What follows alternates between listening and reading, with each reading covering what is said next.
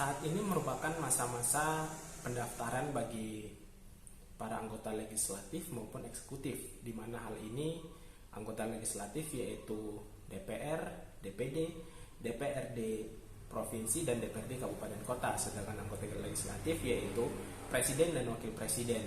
Sebagaimana kita ketahui bahwa calon anggota DPR telah mendaftarkan diri pada tanggal 1 sampai 14 Mei yang lalu, sedangkan Komisi 2 beserta KPU telah menyepakati bahwa pemilihan pendaftaran calon presiden dan wakil presiden itu akan dibuka pada tanggal 19 sampai dengan 25 Oktober 2023. Kalau kita menelisik lebih jauh mengenai kewajiban atau persyaratan untuk menjadi anggota DPR, DPRD provinsi, DPD, dan DPRD kabupaten kota, kita dapat melihat bahwa persyaratan-persyaratan dari segi perpajakan ini cukup berbeda dari persyaratan untuk menjadi calon wakil presiden dan calon wakil presiden.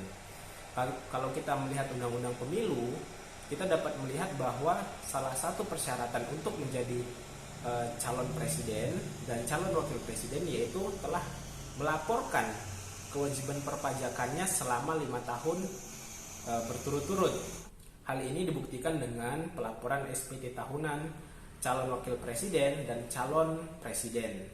Hal ini berbeda jika kita lihat persyaratan pada calon anggota DPR, DPD, DPRD provinsi dan DPR di kabupaten kota, di mana tidak ada kewajiban yang mengatur bahwa calon anggota legislatif tersebut harus melaporkan kewajiban perpajakannya selama 5 tahun ke belakang atau 5 tahun berturut-turut sebelum mendaftarkan diri sebagai calon anggota legislatif.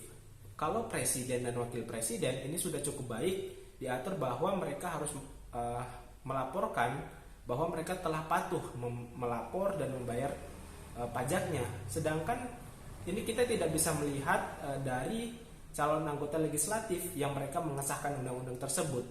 Mereka tidak memiliki kewajiban untuk memberikan laporan SPT tahunannya untuk pada saat mendaftarkan diri sebagai calon anggota legislatif. Sebagaimana kita ketahui bahwa di beberapa survei yang telah dilakukan baik swasta maupun pemerintah, bahwa untuk menjadi anggota DPR baik skala kabupaten kota, kemudian provinsi dan juga apalagi DPR RI itu cukup memakan biaya yang cukup besar, bisa mencapai angka dari ratusan juta, miliaran, bahkan sampai puluhan miliar. Dari hal tersebut kita dapat melihat bahwa seyogyanya mereka calon-calon anggota legislatif ini sudah pastinya memiliki penghasilan di atas PTKP. Seharusnya undang-undang pemilu ini lebih disempurnakan lagi, di mana calon presiden dan wakil presiden maupun calon anggota legislatif seharusnya mereka sudah selesai dengan kewajiban perpajakannya, di mana di sini mereka harus melaporkan SPT tepat waktu, kemudian juga mereka sudah melaporkan dengan benar serta melakukan penyetoran kewajiban perpajakannya secara benar juga. Kalau perlu, mereka dilakukan pemeriksaan terlebih dahulu sebelum melakukan pendaftaran ini oleh Direktorat Jenderal Pajak, dalam hal ini pemeriksa.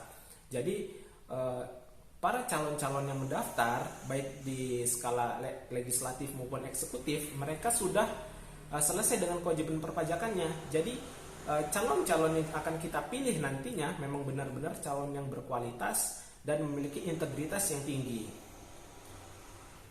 Cukup sekian video kita kali ini.